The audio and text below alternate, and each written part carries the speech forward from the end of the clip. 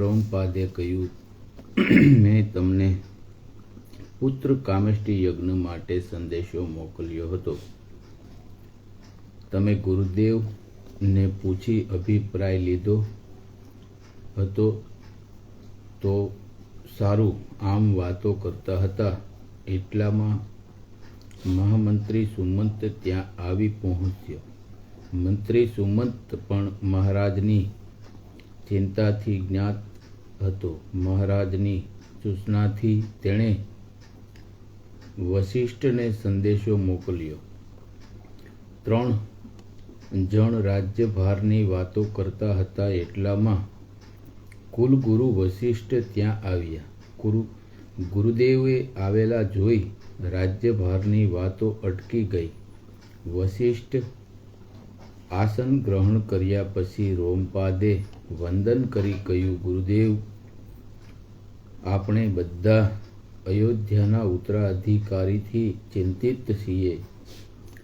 મને અંગદેશના રાજ્યગુરુએ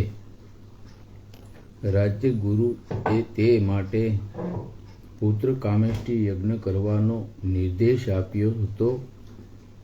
આપનો શો અભિપ્રાય છે? વશિષ્ઠ થોડોક વિચાર કરી બોલ્યા, મહારાજ, તમારા રાજ્યગુરુની વાત નિરાધાર નથી, પરંતુ તે માટે કોઈ જ્ઞાન સંપન્ન અધિકારી જ્ઞાકી જોઈએ. જો એવો કોઈ જ્ઞાન યાજ્ઞિક મળે તો મહારાજની આશા સફળ થાય. મારા ધ્યાનમાં આવો પુત્ર કામેષ્ટિ યજ્ઞ કરાવી શકે એવો કોઈ યાજ્ઞિક હોય તો તે મહર્ષિ વિભંડકનો પુત્ર મહર્ષિ શૃંગી છે. પરંતુ શૃંગી ઋષિને સમજાવી યજ્ઞ માટે અહીં લાવવા એ લોઢાના છણા લાવવા જેવું કપરું કામ છે.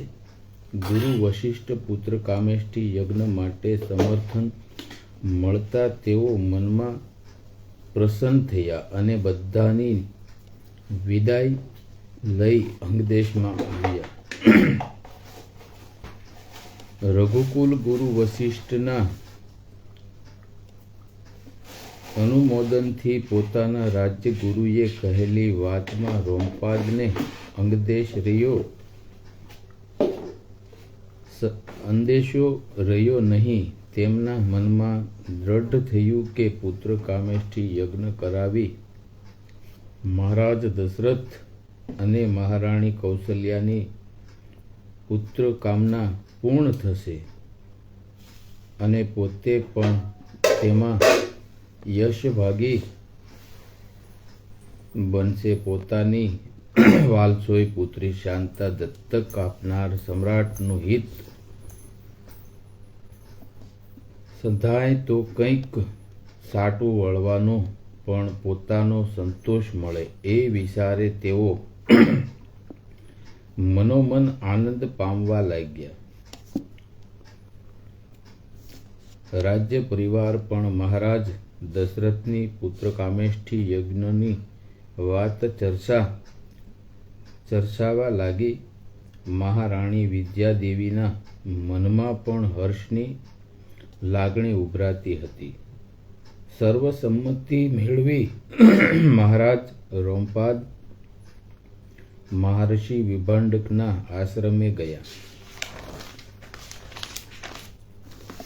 મહર્ષિ વિભંડક જ્ઞાન સંપન્ન ઋષિ હતા. એકવાર તેઓ આશ્રમ પાસેની સરિતા કાંઠે સ્નાન કરવા ગયા. તેઓ સ્નાન કરે તે પહેલા તેમની દ્રષ્ટિ એક સુંદર અપ્સરા પર પડી. આ અપ્સરાનું નામ મારુતિ હતું. તે નિર્ભયપણે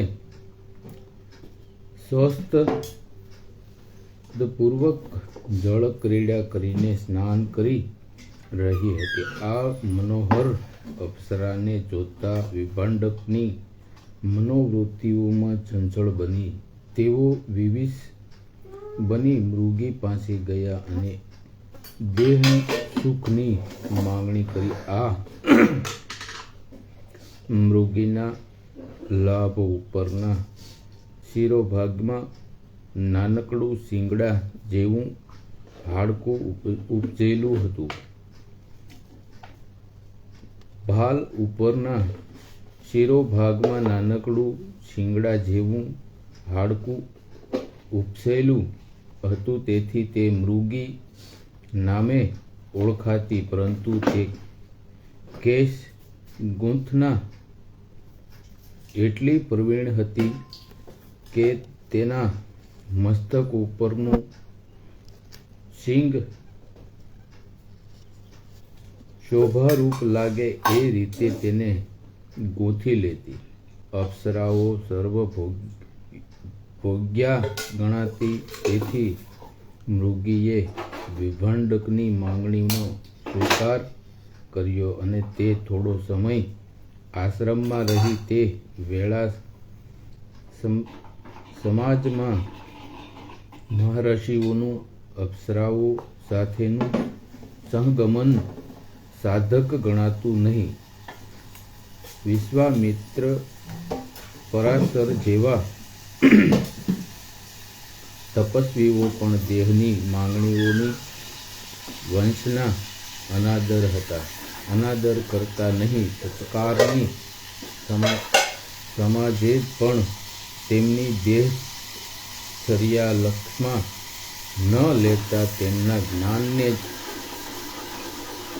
પુરસ્કૃત કર્યું હતું. સમય જતાં તેણે એક પુત્રને જન્મ આપ્યો. આ પુત્રમાં માતાના ગુણો ઉતરેલા હતા, એટલે તેના મસ્તક પર પણ મૃગી જેવું શિંગડું સ્પષ્ટપણે ઉગેલું દેખાતું હતું. આશ્રમમાં તે શૃંગી નામે ઓળખાવા લાગ્યા. યોગી ધીમે ધીમે મોટા થયો. તેને વિભંડકે દેવાંત સ્પષ્ટ દર્શન અને શાસ્ત્રોમાં પારંગત કર્યો. માતૃગુણોના કારણે તે ભારે શરમાળ પ્રકૃતિનો હતો.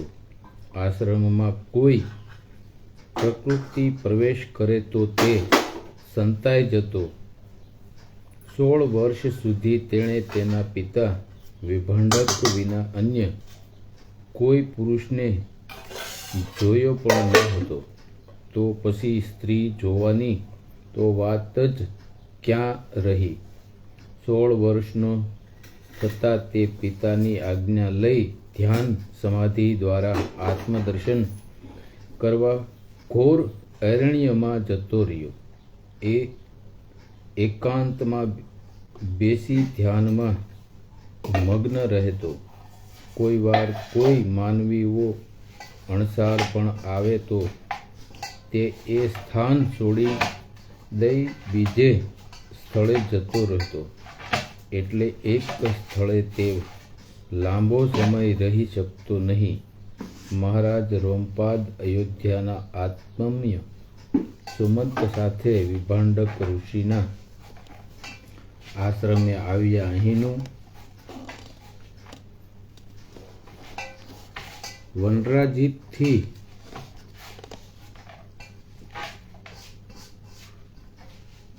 આચ્છાદિત મનોહર વાતાવરણ તેમને સ્પર્શી ગયું. ઊંચા ઊંચા વૃક્ષો ઉપર પક્ષીઓ કલરવ કરતા હતા. ક્યાંક કુકુ ક્યાં હું કરતા કોકિલો ટંકાર કરતા, તો ક્યાંક એ મેં આ કરતા મોર ગહેકાર કરતા હતા. આશ્રમ પાસે